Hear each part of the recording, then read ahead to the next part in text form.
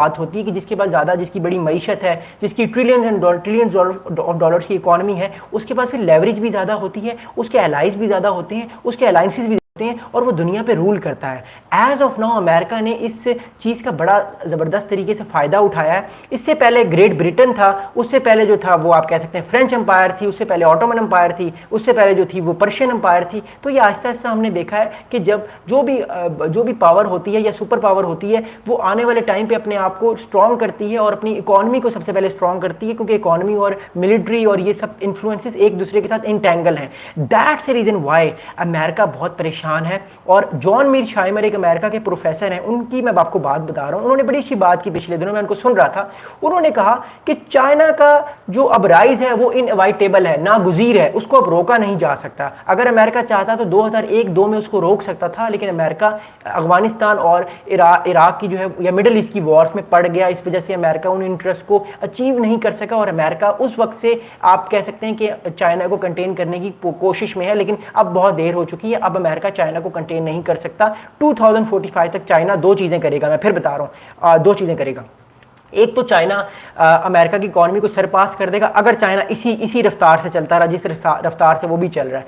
Second चीज China ये करेगा, या तो वो युआन करेंसी ले आएगा डॉलर के मुकाबले में, या ब्रिक्स के जो कंट्रीज हैं जिसमें इंडिया, रशिया, चाइना ये मेन कंट्रीज हैं, या ब्राजील, ये अपनी कोई और करेंसी ले आएंगे जिसको कहेंगे ग्लोबल साउथ की करेंसी। अब अमेरिका ये चाह रहा है कि भारत ब्रिक्स से निकले, क्योंकि अगर भारत भी ब्रिक्स में रहा तो वो भी जब इन ममालिक के साथ ट्रेड करेगा वो डॉलर में ट्रेड नहीं करेगा। अगर आने वाले वक्त में कोई अल्टरनेटिव करेंसी आ जाती है, वो ट्रेड करेगा युआन में, या वो ट्रेड करेगा किसी और करेंसी में जिसको उसको बेनिफिट होगा। तो अमेरिका का जो डॉलर है वो हिट होगा। याद रखिएगा, जिस मुल्क की करेंसी दुनिया पे रूल कर रही है और वो हिट होना शुरू हो जाए, इसका मतलब है उस अंपायर का या उस कंट्री का डाउनफॉल आना शुरू हो गया है। और ये हिस्टोरिकली भी ऐसा ही होता है। America is very worried about right now, और वो भूखे शेर की तरह पड़ गया है इंडिया पे, ताकि और पाकिस्तान में भी देखिए, मैं बता रहा हूं आने वाले दिनों में प्रेशर आएगा। ऐसा नहीं है कि डोनाल्ड ट्रंप साहब पाकिस्तान के साथ इतना अच्छा चल रहे हैं तो पाकिस्तान को वो आने वाले वक्त में बहुत मामलात को ठीक लेकर चलेंगे। नो डाउट पाकिस्तान की जो अप्रोच है वो बड़ी अच्छी है ना। पाकिस्तान अमेरिका की तरफ बहुत अलाय है,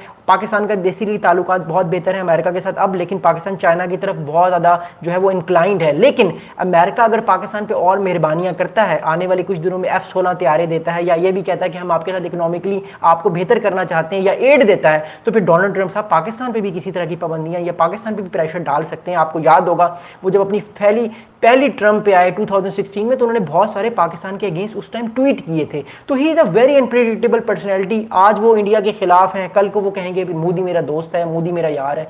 बट एज ऑफ नाउ जो अमेरिका की स्ट्रेटेजिक पॉलिसी है एज ऑफ नाउ वो चाइना को कंटेन करने की है। अब आपको मैं बताता हूँ चाइना के पाकिस्तान में क्या इंटरेस्ट है। देखिए, पाकिस्तान की चाइना में जो इंटरेस्ट है वो बड़े इंपॉर्टेंट है। चाइना जो है वो ये चाहता है कि जो बलूचिस्तान का पाकिस्तान का प्रोविंस है उसमें चाइना ने सी पैक की बहुत ज़्यादा इन्वेस्टमेंट की हुई है। ऑल दो $60 बिलियन की उसने इन्वेस्टमेंट की हुई है, और अगले 5-10 साल में वो 40 से 50 बिलियन डॉलर की इन्वेस्टमेंट और भी करेगा। अमेरिका चाहता है कि चाइना पाकिस्तान से निकले, ताकि अमेरिका दोबारा से पाकिस्तान में अपने मिलिट्री बेसिस बनाए, ताकि वो स्ट्रेट फॉरवर्ड चाइना को कंटेन करने की कोशिश करे।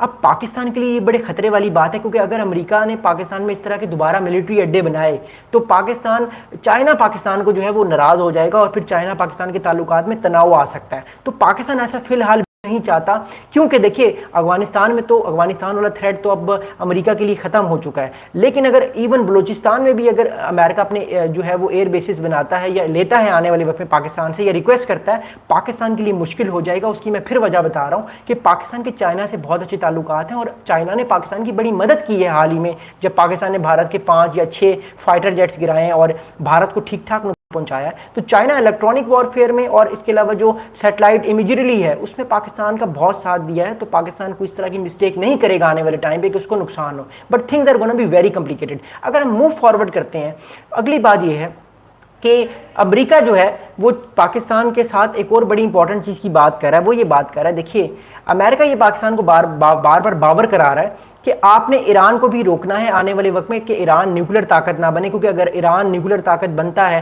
तो ये उसकी जो मिडिल ईस्ट की स्ट्रेटजी है ये उसके अगेंस्ट भी है। तो दूसरा इंपॉर्टेंट इशू ये है कि ईरान को भी रोकना है कि ईरान न्यूक्लियर ताकत ना बने। दूसरा अमेरिका का इंटरेस्ट यहाँ पर है। तीसरा अमेरिका का इंटरेस्ट इस टाइम पाकिस्तान में ये है कि वो पाकिस्तान को जो है वो उसको सपोर्ट करे, ताकि इंडिया पे आए प्रेशर। इंडिया पे प्रेशर आएगा तो इंडिया दोबारा से अमेरिका की तरफ इंक्लाइन कर